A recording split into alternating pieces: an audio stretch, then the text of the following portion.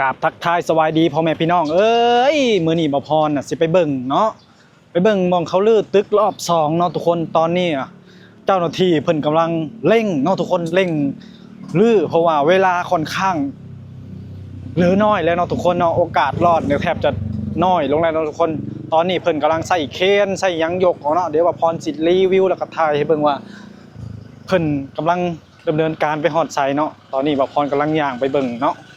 ตึกที่ถล่มมาแหละทุกคนเนาะเดี๋ยวไปเบิ่งนำกันว่าเจ้าหน้าที่เพิ่นเฮ็ดงานแบบใดล่ะมีคน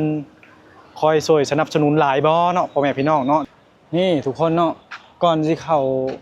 หน้างานก็สิมีรถจอดหลายเต็มอยู่เนาะทุกคนมีทั้งอาสากู้ภัยเต็มอยู่แถวนี้นะ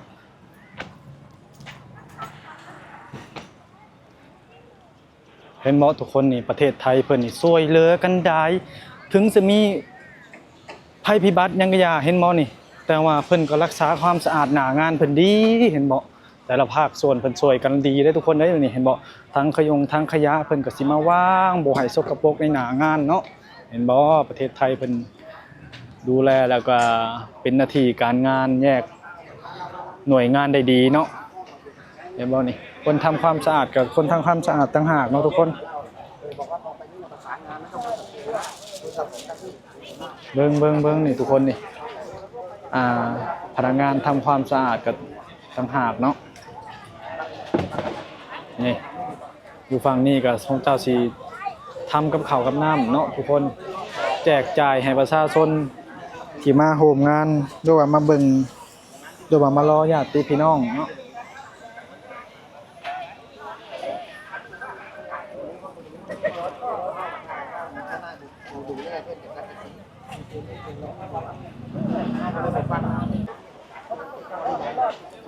เดี๋ยวพรสิพาย่างเขาเบิ่งข้างในเนาะทุกคนเนาะเดี๋ยวเขาเบิ่งใกล้ๆว่าตอนเที่ยงน่ะเป็นยังดำเนินการแบบใดนี่เดี๋ยววังนี้เพิ่นก็สิแจกก๋วยเตี๋ยวเนาะกับข้าวกับน้ำตลอดเวลาเด้อทุกคนบ่ให้คนที่มาช่วยเวียกช่วยงานบ่ให้อดบ่ให้หิวเนาะทั้งภาคส่วนเพิ่นก็ดูแลดีเนาะทุกคนเมืองน้ำนี่หลายคนหลายบริจาคเนาะประเทศไทยเพิ่นช่วยเหลือกันดีเนาะทุกคนเห็นบ่นี่เดี๋ยวบ่พรสิถ่ายหน้างานให้เบิ่งเด้อทุกคนเด้อโอ้ตออากาศร้อนแฮง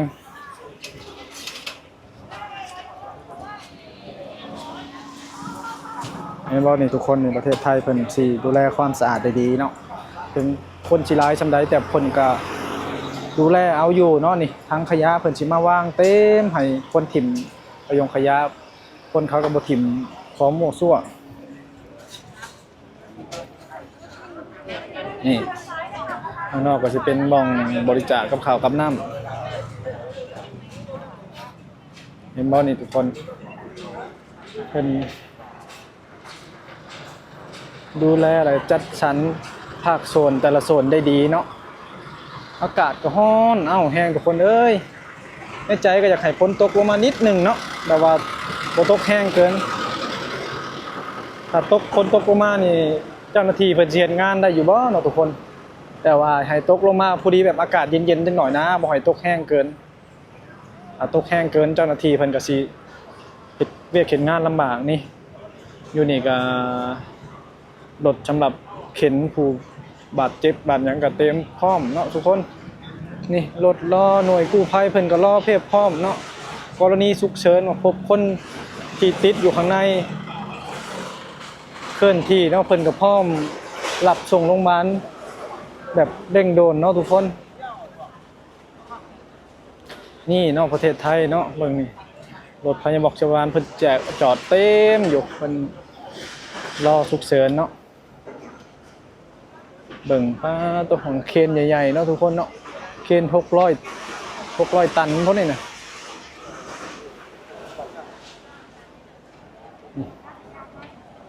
อยู่ฝั่งนี้กับนี่แจกข้าวแจกน้ำมียังเนาะให้เจ้าหน้าที่เพิ่นทำงานเนาะกองทัพต้องเดินด้วยท้องอยากยังกินยังกับไปยิบไปจับเอาเลยโลด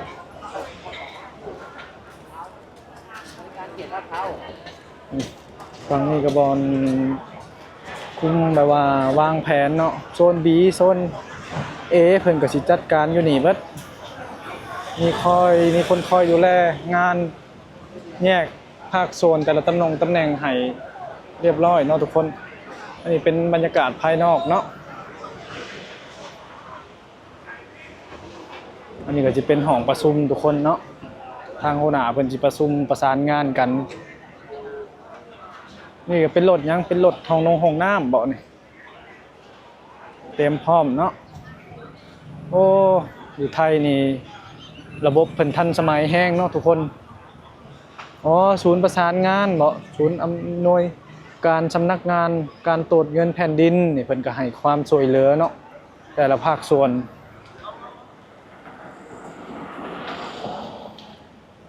อ๋อเนาะนักข่าวเฮาก็บ่ฮ้อนเนาะทุกคนเนาะยืนตากแดดเบิดมื้อก็ได้เนาะผู้ข้างบนนี่นักข่าวพี่น้องชาวไทยเฮาก็สู่ชีวิตขนาดทุกคนยืนตากแดดเบิดมื้อสู่ชีวิตเนาะคือว่าแหละอากาศก็ร้อนเอ้าขนาดได้ทุกคนได้นี่แล้วนี่ก็มีตลดปอตึ้งบ่รถยังนี่พร้อม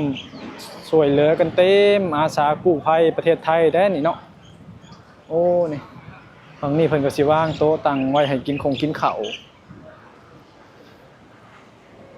ให้เจ้าหน้าที่เพิ่นมาพักผ่อนกินข้าวกองทัพบกบ่นี่เพิ่นก็ให้ความช่วยเหลือเต็มอยู่เนาะทุกคนนี่คือรถนี่ที่เพิ่นใส่แก่หินที่ยกออกเคนเพิ่นยกออกเนาะทุกคนเนาะนี่ก็สิแก่ไว้ไปถิ่มที่อื่นพุ่นแหละ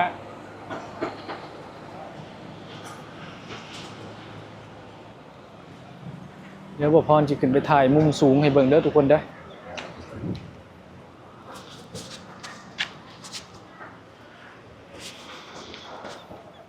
โอ้เบิ่งนี่ครับทุกคนก่อนสิเข้างานนี่รถจอดเต็มอยู่อาสากู้ภัยรถยังพี่น้องชาวไทยเพิ่นให้ความร่วมมือกันดีช่วยเหลือกันคนละไม้คนละมือ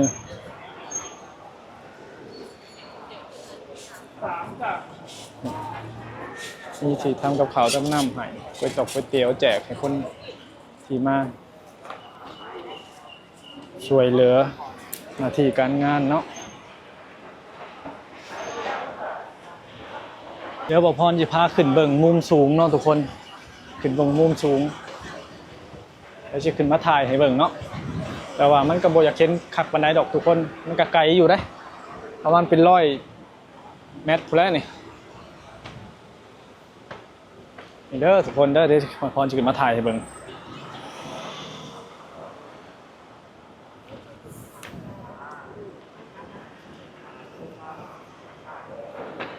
นี่เห็นบ่ทุกคนนี่มุมสูงนะป้า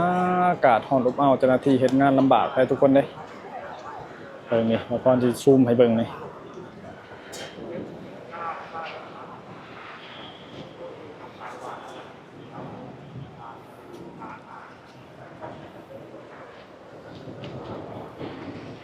คนหลายเลยทุกคนเลยคนเต็มเลยนี่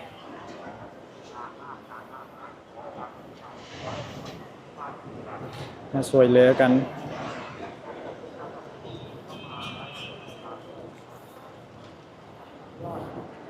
พี่น้องชาวไทยเพิ่นช่วยเหลือกันดีอะลีเบิ่งเนี่ยทุกคนในงานนี่ซ้ำเทศกาลซื่อๆได้นี่เพิ่นมาช่วยกันเนาะพอจะชุดสายตาทุกคนได้คนเจ้าหน้าที่มีทุกภาคโซนอยู่นี่มาร่วมแห้งร่วมใจกันเต็มอยู่นี่ประเทศเพิ่นไทยเพิ่นนำใจงามเนาะทุกคนเนาะมาอยู่นี่ก็เต็มส่งออกไปช่วยพม่ากับหลายหน่วยงานอยู่ได้นี่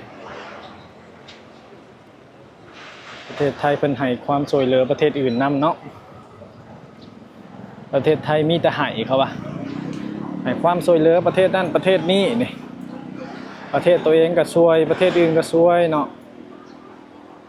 แบบนี้แหละประเทศเพิ่นจึงเจริญเนาะเบิ่งนี่ทุกคนนี่พนักงานทำความสะอาดกันอย่างเก็บอย่างกวาดตลอดเนาะเห็นบ่นี่โอ้ประเทศไทยพุ่นได้ฮะเบิ่งแน่ทุกคนสังเกตอยู่บ่นี่คนนี่เป็นร้อยเป็นพัน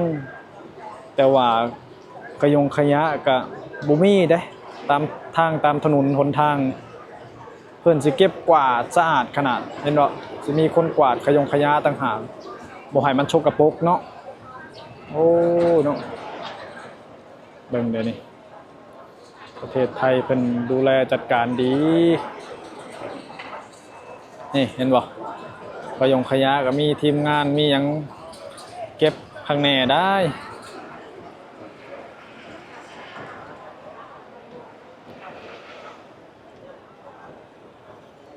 ทุกคนเดี๋ยวบ่พรจะไปถ่ายฝั่งนี้เนาะโอ้ยบ่กล้าไปแล้วเนาะนักข่าวเพิ่นก็เต็มอยู่นี่เบิดมื้อเบิดคืนได้นักข่าวก็ได้เบิ่งปุ๊บคนปุ๊บทุกคนตุ๊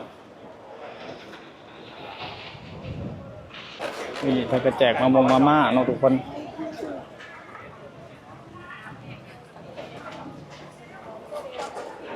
โอ้ประเทศไทยเพิ่น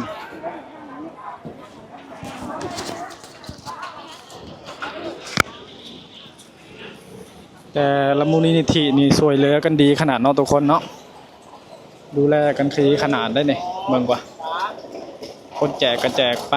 คนทำการทำงานก็ทำไปจะว่าแล้วเนาะทุกคนกองทัพตรงเดินด้วยท้องนี่มองหุงเขาก็หุงคนทำกับเขาก็ทำคนเก็บขยะก็เก็บไปคนช่วยเหลือก็ช่วยไปเนาะโอ้ตมาเห็นประเทศไทยนี่เพิ่นดูแลได้ดีเห็นบอกคนนี่คนทำความสะอาดก็เข็นตากแดดเก็บขยะอยู่ตลอดเวลาเนาะเพิ่นเป็นน้ำดึงใจเดียวกันขนาดประเทศไทย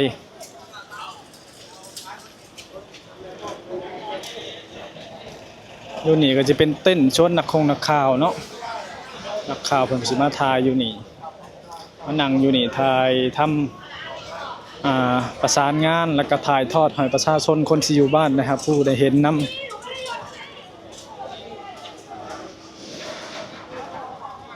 นี่ดิตกไทยอาสาสามัคคีกู้ภัยโอ้นี่เบิ่งได้ทุกคนนี่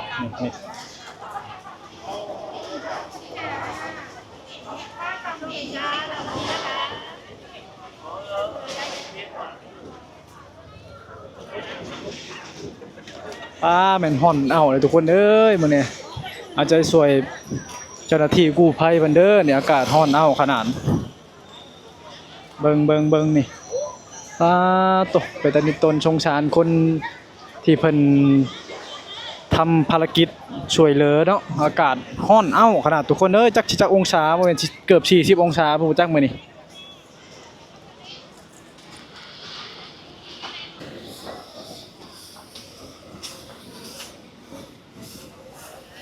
ตกผมแม่พี่น้องอากาศร้อนแห้งขนาดเบิ่งพอนก็มาถ่ายให้เบิ่งให้เห็นแล้วเนาะทุกคนเนาะมาอิจฉาประเทศไทยเพิ่นให้ความร่วมมือห่มแห้งกันดีหลายเบิ่งนี่แต่ละโดยงานยืนเต็มอยู่พัดเปลี่ยนกันเข้าสวยเหลือเนาะนี่แหละทั่วโลกเขาจังว่าถึงในความเป็นไทยเนาะให้ความร่วมมือห่มแห้งห่มใจกันดีหลายกับเขากับน้ำก็บ่ให้ขาดเนาะสวยเหลือทุกภาคส่วนประชาชนก็คนหันคนหนีมาแจกมาจ่ายให้เนาะสวยเหลือกันคนละไม้คนละมือทุกคนโอเคเนาะคลิปนี้บ่าวพรก็ขอจบเป็นเพลงเท่านี้เนาะทุกคนเนาะบ่าวพรก็ขอกลับก่อนบัดนี้อากาศร้อนอ้าวหลาย